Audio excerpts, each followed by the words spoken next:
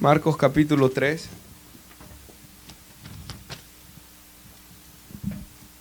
(28)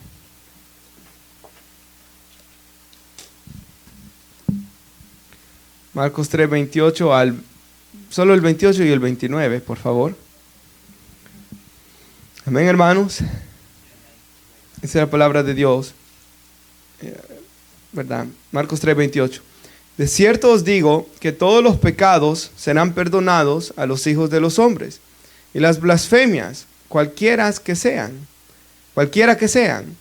Pero cualquiera que blasfeme contra el Espíritu Santo no tiene jamás perdón, sino que es reo de juicio eterno. Puede tomar asiento. Hermano, mantenga su Biblia abierta en Marcos 3, por favor. Hermanos, yo estuve meditando esta semana en esto, ¿verdad? En este mensaje, hermanos, sobre la blasfemia contra el Espíritu Santo. Y al meditarlo, hermanos, llegué a la conclusión que lo tenía que hacer un día viernes para hacerlo más como un estudio bíblico. Así que después, hermanos, de la predicación, yo voy a dar un tiempo para que ustedes puedan hacer preguntas. Y solamente la predicación va a quedar grabada, ya las preguntas no, pero la predicación por lo menos va a quedar grabada por si usted la quiere volver a ver después. Ahora, hermanos, oramos que Dios nos ayude, ¿verdad?, a poder explicar este tema de tanta seriedad, ¿verdad?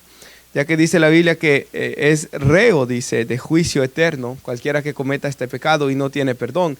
Y la Biblia dice, hermanos, que por cuanto todos pecaron, todos fueron destituidos de la gloria de Dios, ¿verdad? Todos hemos pecado, hermanos. Y dice la Biblia que todos nuestros pecados serán perdonados aquí. Y las blasfemias.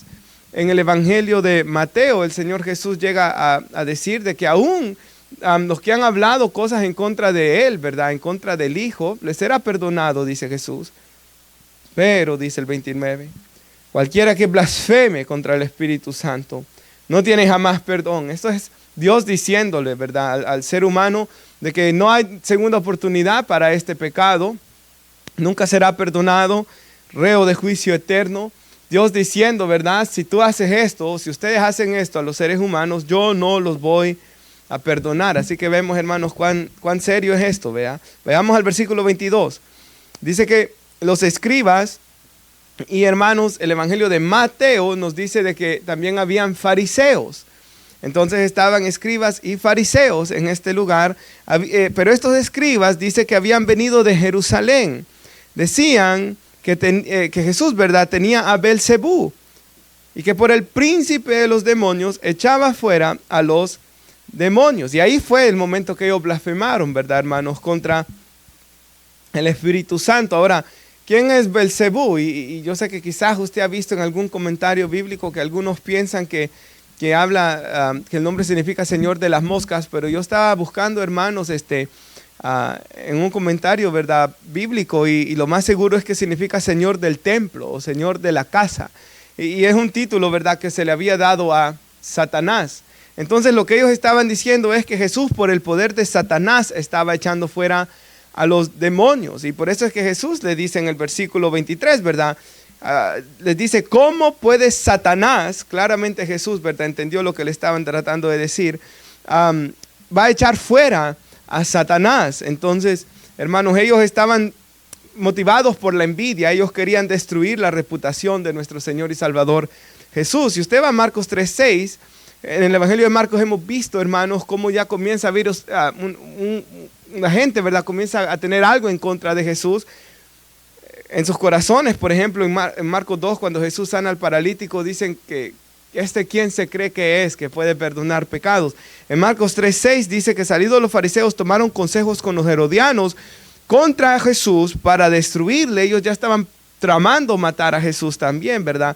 Y aquí ellos, hermanos, estaban tratando ya de destruir su reputación, ¿verdad? Y como no hallaban qué hacer en contra de él, hermanos, al ver los milagros que él hacía y las predicaciones que él daba, ¿verdad?, que la Biblia dice que jamás hombre alguno, dijeron los guardias de los fariseos, ha hablado como este hombre, ¿verdad? Y que las multitudes se quedaban sin palabras cuando le escuchaban predicar, su conocimiento de las escrituras, ¿verdad? Los fariseos miraban todas estas cosas. Entonces ellos, hermanos, comienzan a tratar de calumniar, ¿verdad?, a nuestro Señor Jesucristo. Ahora Jesús les contesta, ¿verdad? Satanás no va a echar fuera a Satanás. Satanás no está dividido, ¿verdad? Satanás, hermanos, está bien unido, el Satanás y los demonios, en el propósito y el plan que tienen. Y dice el 24, si un reino está dividido contra sí mismo, tal reino no puede permanecer. Y es lo que busca Satanás, ¿verdad? Siempre poner divisiones en las familias, ¿verdad? Que el esposo y la esposa estén divididos, o que ¿verdad? Que uno sea cristiano, el otro no sea cristiano, o tratar de dividirlos en diversas cosas, tratar de ponerlos en pleitos. Satanás trata de poner a los padres contra los hijos, de causar divisiones, ¿verdad? Que los padres cristianos, los hijos no, o a veces los hijos cristianos y los papás no, ¿verdad? Satanás siempre está tratando de dividir las cosas, ¿verdad? De poner discordia. Una de las cosas que hace Satanás es poner en el corazón de las personas algo contra otra persona. Y algo que venía a mi mente, hermanos, una historia bien fea que yo siempre recuerdo es, una vez en la iglesia, una persona se acercó a pedirle perdón a otra persona y le pedía perdón porque lo odiaba. Y lo más increíble de esto es que nunca habían tenido ni una conversación. Nunca. No habían trabajado juntos, no habían, era una mujer a un hombre, la mujer odiaba al hombre, no habían trabajado juntos en la congregación, una iglesia grande, prácticamente nunca se habían visto, no eran del mismo ministerio, ¿verdad? Y ella estaba casada, entonces no tenían nada que ver, hermanos, pero simplemente por mirarlo, simplemente por verlo servir al Señor a esta persona, esa mujer se le acercó, y yo estaba ahí presente, y le dijo que lo perdonara porque lo odiaba. Hermanos, da hasta miedo eso, ¿verdad? ¿Cómo puede una persona llegar a odiar a otro? Y bueno, estos fariseos era algo similar, ¿verdad? Porque Jesús solo, en el contexto bíblico, hermanos, de lo que está pasando acá, y quisiera, si usted gusta solo escúchelo, pero quisiera leerlo rápidamente. Dice que dentro de esta gente, ¿verdad? Mateo dice de que se le fue traído al Señor un endemoniado, ciego y mudo. Y dice que Jesús lo sanó. Imagínense, estaba ciego, no podía hablar y estaba endemoniado. Entonces los fariseos, en lugar de alegrarse por el milagro que hizo Jesús, ¿verdad? Comienzan a blasfemar del Espíritu Santo, ¿verdad, hermanos? De Jesús, pero blasfemaron contra el Espíritu Santo, y voy a explicar eso. Pero dice que de tal manera lo sanó que el ciego podía ver, ¿verdad? Y podía hablar también el ciego y mudo, ¿verdad? Podía ver y hablar, y dice que la gente estaba atónita y decía, ¿será este aquel hijo de David? Y a mí me gusta ese detalle que pone Mateo, que Marcos no pone, porque eso fue lo que les tocó la llaga, por así decirlo, a los fariseos. Que los fariseos, hermanos, no querían que la gente creyera que Jesús era el Mesías, ¿verdad? Entonces, por eso es, hermanos, de que ellos, ante tal milagro, ante tal señal, ante la predicación y todo lo que estaba pasando ahí, comienzan y dicen, ¿verdad? Por Belcebú, echa fuera Jesús los demonios. Y Jesús, ¿verdad?, los reprende. Una casa dividida, un reino dividido no puede permanecer, ¿verdad? 26. Y si Satanás, lo tenemos, ¿verdad? 25, perdón. No, leímos el 25, ¿verdad? Una casa dividida contra sí misma no puede permanecer. Y si Satanás se levanta contra sí mismo y se divide, no puede permanecer, sino que ha llegado su fin. Y algo que yo pensaba, si nuestra hermana puede poner dos pasajes bíblicos, 2 de Timoteo 2, 24 al 26. Recuerde que este es un estudio bíblico, ¿verdad, hermanos? Y al final usted puede hacer preguntas. Pero algo que yo pensaba es esto. Si no, yo le voy a hacer unas preguntas, hermanos. Pero al final yo estaba pensando en esto, hermanos. ¿Qué es lo que hace el diablo? Y aquí este pasaje nos lo dice. Primero habla del siervo de Dios, ¿verdad? Pablo le recuerda a Timoteo, no debe ser contencioso. ¿Y por qué no debe ser contencioso? Porque constantemente está siendo atacado, ¿verdad? Y como constantemente está siendo atacado, puede haber un peligro de volverse contencioso. Entonces no debe ser contencioso, sino amable para con todos, dice, apto para enseñar, o sea, que conozcan bien la doctrina, ¿verdad?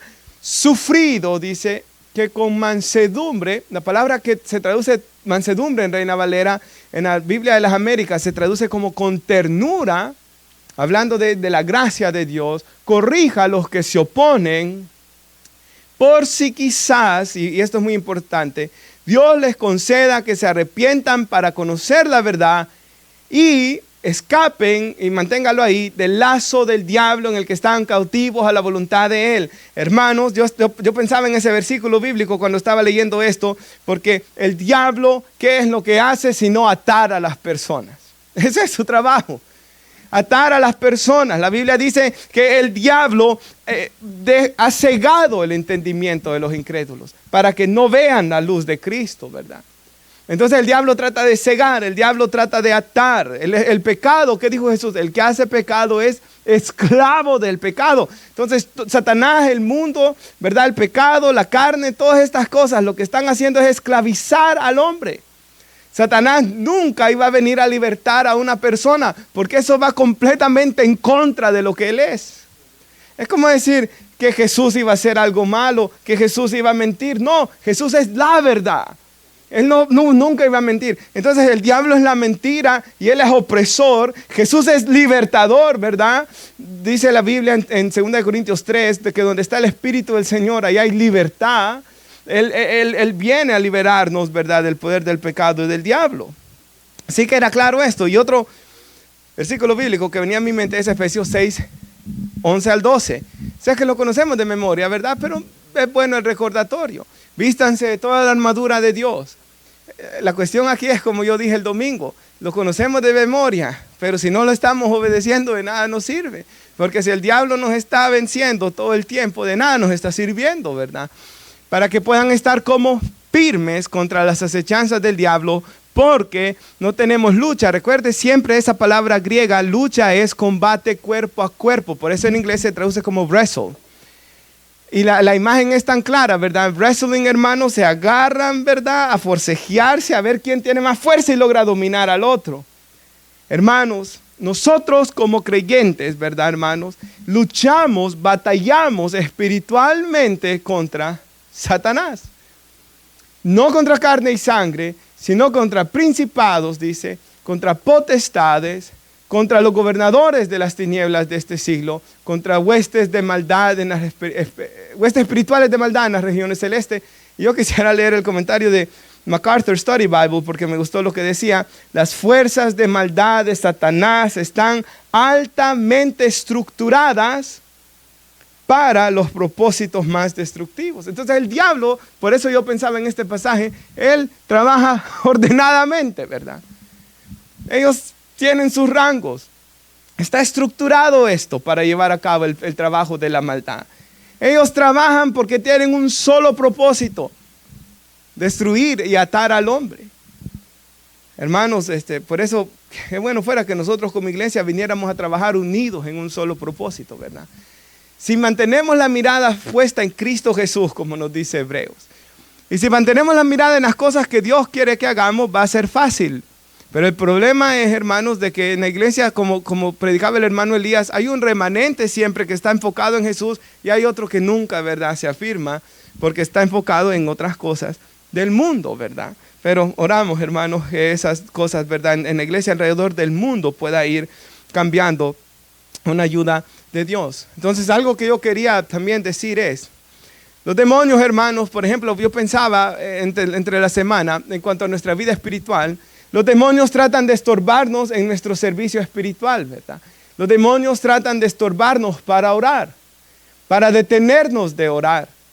Y por eso es que, ¿verdad?, yo siempre los exhorto a, cuando lo que dijo Spurgeon, cuando no tenemos ganas de orar, es ahí cuando tenemos que orar el doble. Porque, hermanos, si solo oramos cuando tenemos ganas, vamos a orar muy poco. Solo cuando esté mal, solo cuando le demos las noticias al doctor que tiene cáncer o que está enfermo, que está aquí o que está allá o lo dejó la novia al joven, solo entonces va a tener ganas de orar. Entonces no podemos estar solo viviendo de oraciones así. Tenemos que orar en todo el tiempo. Hermanos, ¿usted cree de que, hablando de la Biblia, nos exhortaba en una ocasión a ser como el atleta? ¿Usted cree que los deportistas todos los días se levantan con ganas de ir a correr? O de meterse, hermanos, a esos baños con agua fría, o de solo comer saludablemente. No, yo no creo que ellos se levantan todos los días con ganas de salir a hacer ejercicio, hermanos. Y no solo los atletas, las personas que están en buena condición física en nuestro mundo, que trabajan, ¿verdad?, 40 o 50 horas, no tienen ganas. Muchos de ellos me han dicho, ¿verdad? Amigos que están en buena forma, hermanos, me han dicho, yo a veces no tengo ganas de ir al gimnasio, pero es ahí cuando yo sé que cuenta más, dice. Hermanos, ya nosotros en lo espiritual, ¿verdad? Quizás ya lo hice sentir mal por lo del gimnasio, pero olvídese de eso por un ratito, hermanos. Pero piénsenlo en lo espiritual. Cuando no tiene ganas de orar, es ahí cuando debe de orar. Cuando usted no tiene ganas porque la carne se opone, ¿verdad? Ahora, ¿sabe yo, hermanos? Por ejemplo, cuando uno va agarrando buenos hábitos, ya se vuelve, hermanos, menos difícil. Se vuelve menos difícil. Y uno ya ora y ora y ora más, ¿verdad? Y ya es parte de su día, hermanos. Y estos hábitos, ya la lectura y estas cosas ya no son tan difíciles, hermanos. Es como el cuerpo, ¿verdad? Natural que se esfuerza, hermanos, y va agarrando resistencia y fuerza, ¿verdad? En lo espiritual también vamos fortaleciéndonos, hermanos. Y las prácticas espirituales se hacen más fáciles. Hasta el punto, hermanos, de que en ocasiones a mí me ha pasado, y voy a hablar de los dos extremos para que... A veces me ha pasado, ¿verdad? Que por ejemplo, estamos orando en algún ayuno y hay 2 horas de oración y de repente siento que han pasado despacio. Pero también a mí me ha pasado a veces que he dicho, ok, solo voy a orar 1 hora porque quiero hacer esto, ¿verdad? Quiero hacer esta prédica o quiero hacer esto. O si no hago el bosquejo hoy, ¿verdad? Se me va a complicar la semana y comienzo a orar. Y ya pasó la hora, pero yo quiero orar más. Y ya pasó otra media hora, pero yo quiero orar más. Y ya pasó 2 horas y algo y yo quiero orar más. Sucede, hermanos, también. Pero es muy importante esto. Debemos orar aun cuando las tinieblas traten de detenernos. Me gusta la frase de Sujel Michelén que él dice, hermanos, que él en la mañana se levantaba y dice él, sentía como que, lo estoy citando, como que todas las fuerzas del infierno pusieran oposición para que yo no pueda leer la Biblia, dice. Cuando me levanto en la mañana, a veces siento, dice él, como que todas las fuerzas del infierno tratan de detenerme de leer la Biblia. Claro, él es un hombre que por todo el mundo se escucha en sus predicaciones, ¿verdad? Debe tener una lucha espiritual terrible. Pero también el diablo se opone, hermanos, cuando nosotros queremos leer la Biblia. Nunca se va a oponer el diablo para que usted mire algo sucio en la televisión o en su teléfono. Nunca se va a oponer el diablo para que usted vaya a un lugar malo, pero siempre se le va a oponer para que venga a la iglesia. El que hoy el viernes está en un club nocturno o en un bar, el diablo no se le opuso, ¿verdad, hermanos? El diablo lo llevó de la mano ahí. Ahora, hermanos, versículo 27, ¿lo tenemos? Ninguno, dice, puede entrar en la casa de un hombre fuerte, dice Jesús, y saquear sus bienes si antes no le ata. Y entonces podrá saquear su casa. O sea, Jesús estaba diciendo que él, hermanos, bueno, como dice 1 Juan 3:8, él vino para destruir las obras del diablo. Él, hermanos, así como en forma de ilustración, digamos que los demonios estaban en ese mudo ciego, ¿verdad? Que dice la Escritura. Y Jesús vino y ató el poder del diablo, hermanos, y lo sacó fuera. Y esta persona era libre. Entonces Jesús está diciendo aquí que Él es más fuerte que Satanás, ¿verdad, hermanos? Que Él tiene el poder para doblegar a Satanás. Y eso es muy importante, por eso es que el pasaje bíblico nos decía, fortalezcanse en el Señor y en el poder de su fuerza, todo el tiempo, su fuerza, ¿verdad? Hermanos, y yo sé que está esa promesa en Romanos, ¿verdad? Que dice de que el Señor, hablando de nuestro Dios, aplastará en breve, dice, a Satanás bajo la planta de vuestros pies. Pero hermanos, eso ocurrirá, hermanos, hasta el día de la venida de Cristo. De aquí a entonces nosotros estamos en lucha contra Él. Dios lo permite para probar, para purificar y limpiar nuestros corazones, hermanos. El diablo tiene un propósito en la tierra. Probar a las personas. A los que aman a Dios, todas las cosas les ayudan para bien. Hasta la lucha espiritual. Es ahí donde se purifica el alma. Es ahí, hermanos, donde nos fortalecemos en el Señor. La lucha espiritual nos debe de llevar a buscar más a Dios, hermanos, y a fortalecernos en Él. La lucha espiritual contra las tinieblas nos muestra que nosotros en nuestras propias fuerzas no podemos y cuánto nosotros necesitamos a Dios, ¿verdad? Así que si usted viene y no tengo ganas de leer la Biblia, clame a Él. no lo haga en sus fuerzas. Sí, no quiero salir a evangelizar, clame a Él. No quiero congregarme, no quiero orar, clame a Él. ¿Verdad, hermanos? Porque solamente de Él pueden venir fuerzas. Ahora, en el versículo 22, normalmente yo quiero que veamos algo, los escribas. Y yo cuando pensaba en esto estas personas, y aquí ya vamos a entrar en la blasfemia, ¿verdad? Estas personas tenían contacto diario, o si no casi todos los días, con el Antiguo Testamento. Y si eran fariseos, creían en los 39 libros que nosotros tenemos en nuestra Biblia del Antiguo Testamento. Entonces ellos tenían contacto con las Escrituras todo el tiempo.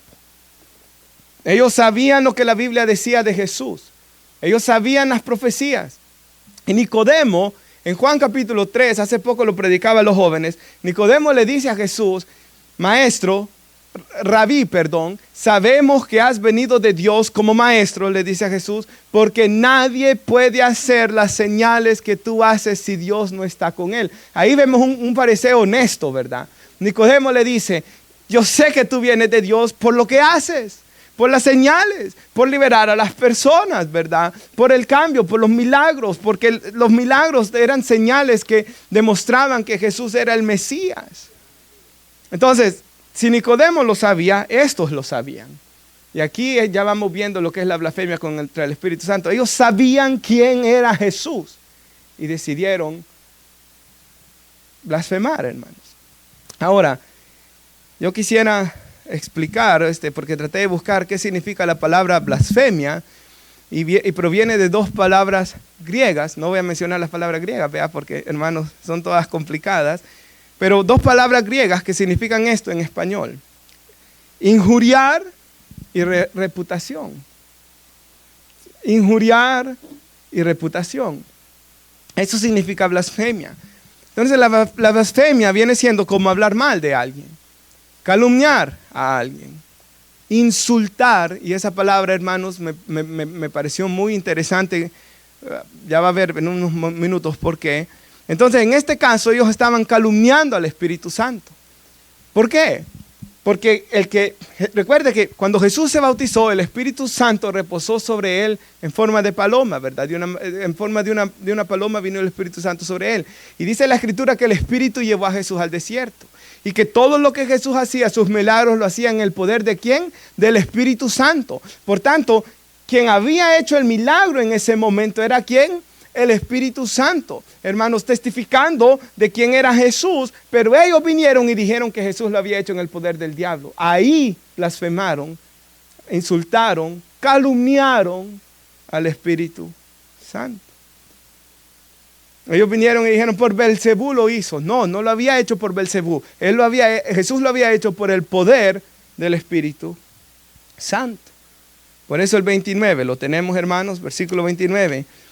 Cualquiera que blasfeme contra el Espíritu Santo, ¿verdad? Que hable mal, que ultraje, que mienta, ¿verdad? Que calumnie que levante una calumnia contra el Espíritu Santo, no tiene jamás perdón, sino que es reo de juicio eterno.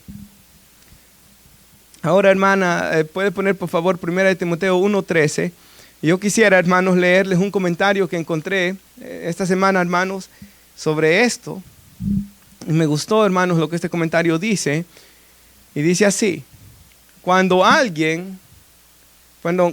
alguien, que jamás haya sido expuesto a la presencia y el poder divino de Cristo, puede rechazarlo por su ignorancia y ser perdonado. O sea, cuando alguien no haya sido expuesto, como estos fariseos fueron expuestos, al poder de Dios, ¿verdad, hermanos? Al poder del Espíritu Santo, puede ser perdonado, dice, si lo hizo en ignorancia. Y por ejemplo, aquí da un ejemplo, ¿verdad? Pablo era también fariseo, hermanos. Él era fariseo. Y dice él, habiendo yo sido antes, él dice que es fariseo en Filipenses 3. Pero él dice aquí, habiendo sido yo antes blasfemo, o sea, él blasfemó mucho, ¿verdad? Y perseguidor, y de lo que significa blasfemia, ¿verdad? Injuriador. Mas fui recibido a ¿qué? A misericordia, porque lo hice y manténgalo ahí, hermana, por ignorancia e incredulidad. Entonces, Pablo, todos los pecados que él hizo contra la iglesia, los hizo en ignorancia. No estos fariseos. Porque dice aquí el comentario, el Espíritu Santo es quien testifica de Cristo y nos da a conocer su verdad. Y estos escribas habían rechazado toda la posible revelación. Y esa es la clave. No había más revelación. O sea, ellos vieron a Jesús y el Espíritu Santo, hermanos, ¿se acuerdan lo que le dijo Esteban a los fariseos? Ustedes siempre resisten al Espíritu Santo. O sea, el Espíritu Santo llegaba, ¿verdad? Como en este caso.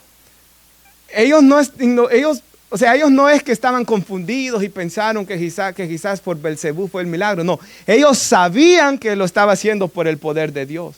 Ellos sabían en su corazón que Jesús era el Mesías. ¿Por qué? Porque el Espíritu Santo se los había revelado. Pero ellos, ¿qué vinieron e hicieron, hermanos? Blasfemaron contra el Espíritu. Si usted ve, ellos no han dicho ni una palabra contra el Espíritu Santo aquí, ¿verdad? ¿Contra quién habían dicho la palabra? Contra Jesús. Jesús, por el poder de Belcebú, hace los milagros. Pero quien estaba obrando en Jesús era el Espíritu Santo, ¿verdad? Y ellos lo sabían. Ellos lo sabían. Entonces ellos blasfemaron contra el Espíritu Santo en ese momento. No en ignorancia, sino a sabiendas.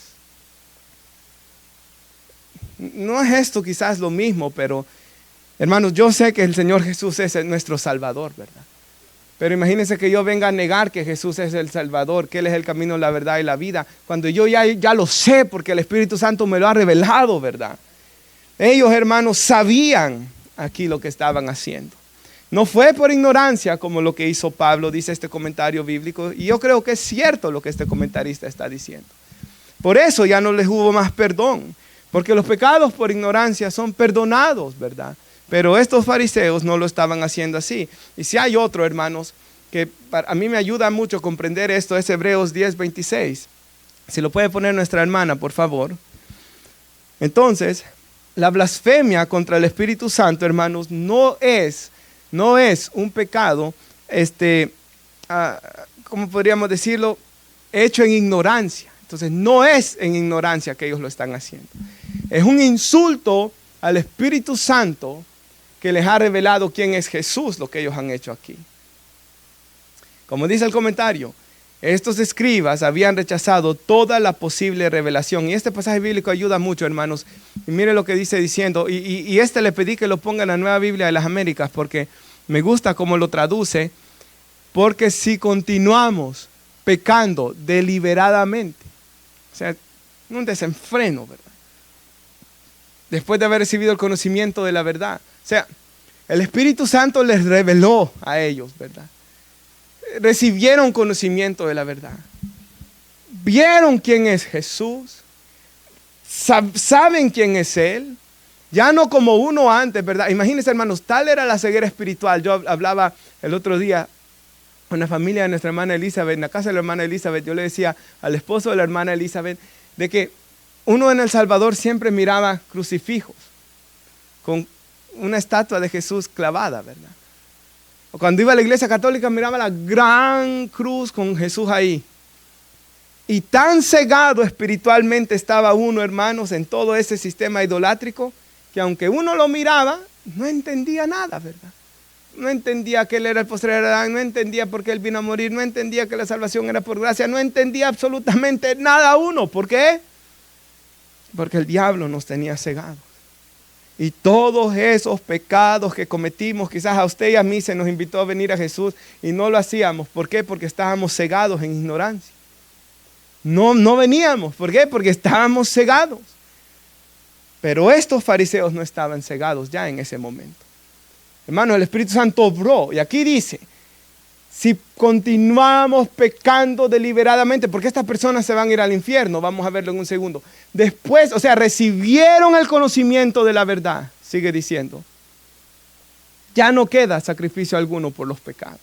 O sea, esa persona que recibe conocimiento sobre quién es Jesús y no se arrepiente a sus pies, no nace de nuevo, no se convierte, ¿verdad? Como los fariseos blasfeman contra el Espíritu Santo en ese momento, esa persona ya no queda más sacrificio por sus pecados. ¿Por qué? Sigue diciendo que lo único que le espera es una cierta horrenda expectación de juicio y de furia de un fuego que ha de consumir a los adversarios. Cualquiera, si usted se recuerda en el Antiguo Testamento, cuando alguien violaba la ley de Moisés, muere sin misericordia por el testimonio de 2 o 3 testigos. ¿Se recuerda? Si digamos, llegaban testigos de alguien que había hecho un pecado digno de muerte, digamos un homicidio, habían testigos, lo habían visto a ese hombre cometer el homicidio, ese hombre fue en contra de la ley de Dios, rompió la ley que decía no matarás, y tal asesino debía de morir, ¿verdad, hermanos? Porque había pecado contra el pacto de Dios, contra la palabra de Dios. ¿Cuánto mayor castigo? Dice aquí. O sea, ¿sabe? Usemos ese ejemplo. El asesino que haya muerto en Israel, apedreado, va a recibir castigo, ¿verdad? Pero el que ha recibido el conocimiento de la verdad y ha decidido seguir pecando, ese va a recibir peor castigo que ese asesino. En el cielo, en el infierno, hermanos, en el infierno no va a haber el mismo castigo, porque la Biblia dice que el castigo va a ser peor. Por ejemplo, para Capernaum que para Sodoma y Gomorra, dice. Y Sodoma y Gomorra, entre comillas, era más perversa, pero no lo fue. ¿Por qué? Capernaum era más perversa. Era más inmoral Sodoma, por un montón de homosexuales, pero hermanos, Capernaum había visto a Jesús, había recibido más revelación y aún así, como dijo en Isaías, que esa ciudad de Capernaum donde habían densas tinieblas, ahí iba a venir la luz. Cristo caminó en medio de la ciudad, ¿verdad? Mateo dice que cuando Jesús caminó en esa ciudad se cumplió esa profecía y aún así ellos negaron creer a Cristo, hermanos. Y el castigo iba a ser peor para ellos, dijo Jesús. Y de igual manera, ¿cuánto mayor castigo piensan ustedes que merecerá? Y miren lo que ha hecho esta persona. Hermanos, si a alguien se le ha revelado el Evangelio verdaderamente, ha comprendido el Evangelio, el Espíritu Santo le ha mostrado la verdad y decide seguir pecando y no venir a Cristo y no rendirse a sus pies, esa persona ha pisoteado bajo sus pies al Hijo de Dios. Es culpable de todos los sufrimientos de Cristo en la cruz. Y ha tenido por inmunda la sangre del pacto. Piensen en eso, hermanos. O sea, esa persona, hermanos, en lugar de tener por valiosa la sangre que Cristo derramó, ¿verdad? Como la Biblia dice, con su preciosa sangre, esa persona en lugar de darle precio y valor y de amar a Cristo, esa persona ha decidido ir y seguir pecando. ¿Qué dice la Escritura después? Por la cual así fue santificado, sigue diciendo, y esto es muy importante, ¿qué ha hecho esa persona contra el Espíritu Santo? Ha ultrajado al Espíritu de gracia. Y sabe, hermanos, Reina Valera dice, ha hecho afrenta al Espíritu de gracia. Pero esta traducción, hermanos, porque si usted busca que es afrenta, viene significando lo mismo, pero siento que nosotros, no sé por qué en Latinoamérica, siento que esto nos impacta más. Ultrajado. La Nueva Traducción Viviente lo traduce así: insultado y despreciado. O sea, recuerda, la Nueva Traducción Viviente es una traducción dinámica, ¿verdad? Que no traduce palabra por palabra, sino que trata de traducir el concepto. Palabra por palabra se traduce como ultrajado. Y en el concepto lo tradujeron como insultado y despreciado al Espíritu Santo. ¿Por qué? Porque el Espíritu Santo vino a esa persona, ¿verdad? Y le mostró quién era Jesús. Y en lugar de vivir para Jesús, de rendirse a sus pies, pecó deliberadamente. Pisoteó al Hijo de Dios, tuvo por inmunda la sangre, ultrajó al Espíritu Santo, ¿verdad? Eso se hace, hermanos, cuando una persona rechaza el Evangelio. Y estoy hablando de una persona, hermanos, y esto solo lo sabe la persona. Y Dios, ¿verdad? Solo, porque por ejemplo, en mi caso, yo tuve mi momento, hermanos, en el 2007, que fue mi momento de ver a Cristo. Y hermanos, yo sé, no quiero, ¿verdad? Yo sé que hay cosas de la salvación que solo Dios sabe, ¿verdad, hermanos? En su soberanía, ¿por qué suceden también, verdad? Pero hermanos, en ese momento, hermanos, yo me arrepentí. ¿Verdad? Pero el que se condena, hermanos, y vamos a verlo en un segundo. Si puede poner nuestra hermana, creo que ahí termina ese, Juan 3:19. Creo que Juan 3:19 lo ilustra bien. Aquí Jesús dice, este es el juicio. Esta es la condenación, que la luz vino al mundo. Y los hombres amaron ¿qué? Más las tinieblas que la luz, porque sus obras eran malas. Todo el que hace lo malo aborrece la luz, manténgalo ahí. O sea, ellos aborrecieron la luz. Fueron expuestos a la luz. Llamaron mal, aborrecieron la luz. Eso fue lo que estos fariseos hicieron, ¿verdad? Fueron expuestos a Jesús, fueron expuestos a la luz del Espíritu Santo y blasfemaron, ultrajaron al Espíritu, calumniaron, diciendo que había sido hecho por obra de Satanás ese milagro. Y cuando hicieron ese pecado, ya no hay más perdón para ellos. Ese pecado es reo de juicio eterno, dijo Jesús. Ya no hay más perdón. Se condenaron de por vida. Y no viene a la luz, dice, ¿por qué no quiere venir? Para que sus obras no sean reprendidas. No quiere dejar el mal, porque ama el mal. O sea, el que se condena, ¿qué hace en ese momento? Ama más el mal. El que se arrepiente, ¿qué hace, hermanos? La gracia de Dios le es irresistible. Y se arrepiente y cree en Jesús. Ahí está la diferencia entre el que se salva y el que se pierde. ¿Verdad? No uno más pecador que el otro, no. Es ese momento. Y ese momento solo Dios lo puede hacer. Nuevamente, como yo he dicho en varias ocasiones, ¿verdad? Yo no puedo revelarle a nadie a Cristo, solo el Espíritu Santo lo da a conocer. Y porque el Espíritu Santo lo da a conocer, hermanos, cuando personas como estas hacen tal pecado y blasfeman contra el Espíritu, ¿verdad? Como ellos han ocurrido aquí, ya no hay más salvación. Ya no hay nada más que se pueda hacer con ellos. Como dice aquí el comentario bíblico, ellos han rechazado toda la posible revelación. No hay más revelación. Y dice que el que practica la verdad viene a la luz para que sea manifiesto que sus obras son hechas en Dios. ¿Verdad, hermanos? Entonces los escribas estos, ¿verdad?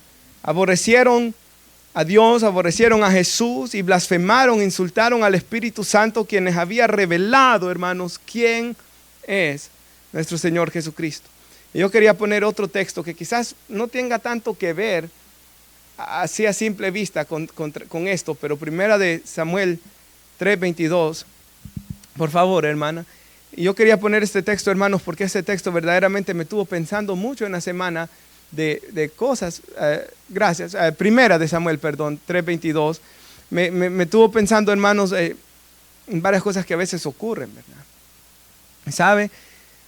Por ejemplo, el hermano John Piper dice de que, por ejemplo, cuando una persona ha cometido la blasfemia contra el Espíritu Santo, dice él, usted sabe en el podcast Ask Pastor John, ¿verdad? Él dijo esto. A mí por eso me gusta ver esos hermanos podcasts, porque le hacen tantas preguntas, hermanos, de que a uno lo hace pensar en muchas cosas. Y se salió hace varios años atrás ¿verdad? Pero a él le hicieron una pregunta sobre que si una persona ha cometido la blasfemia contra el Espíritu Santo y después quiere venir a Jesús y arrepentirse. Y él dijo, hermanos, de que las personas que han cometido la blasfemia contra el Espíritu Santo no van a tener ningún deseo de acercarse a Jesús. Ninguno. Porque el quien pone en nosotros el deseo de acercarnos a Jesús es el Espíritu Santo. Y una persona que ha blasfemado contra el Espíritu Santo no tiene ningún deseo, ningún anhelo. Y miren lo que dice aquí, por eso primera de Samuel, hermana, por favor, 3:22. 3, espéreme, hermana. Es 1:22, perdón. Primera de Samuel 1:22.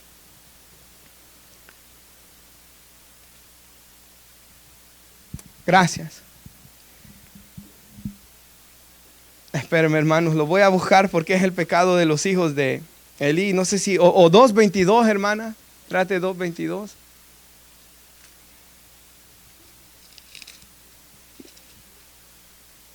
That's it. Ok, pero Elí era muy viejo, o si ese es. y oía de todo lo que sus hijos hacían con Israel, ¿verdad? Usted se recuerda que, bueno, aparte de esto, dice la Biblia que ellos tomaban la parte de la ofrenda que no era de ellos. O sea, ellos estaban en el tabernáculo, donde estaba el arca del pacto. Ellos estaban en ese lugar, hermanos, y ellos estaban, dice la Biblia que la gente hasta había llegado a menospreciar las ofrendas de Dios. Ellos tomaban la parte del sacrificio que no era de ellos. Ellos sobornaban a la gente con dinero. Y ellos dormían con las mujeres que velaban a la puerta del tabernáculo de reunión. Usted sabe que en la ley se decía que habían ciertas mujeres en ese lugar, ¿verdad? Y dice que les dice Elí, ¿verdad? ¿Por qué hacen cosas semejantes? Porque yo oigo de todo este pueblo vuestros malos procederes. No, hijos míos, porque no es buena fama la que yo oigo, pues hacéis pecar al pueblo de Jehová, porque no querían las ofrendas, llevarlas, ¿verdad? Y todo. O sea, se había perdido el respeto a todo lo que era el sacerdocio, el tabernáculo, las ofrendas, por el pecado de estos hombres, ¿verdad? Si pecare el hombre contra el hombre, los jueces le juzgarán. Mas si alguno pecare contra Jehová, ¿quién rogará por él? Pero mire, pero ellos no oyeron la voz de su padre. ¿Por qué? Dios, Jehová, había resuelto hacerlos morir. O sea, ahí ellos habían pecado a tal punto de que Dios mismo, como hizo con Faraón, lo endureció su corazón porque Dios los quería juzgar. El juicio de Dios estaba sobre ellos. Dios los quería hacer morir, dice.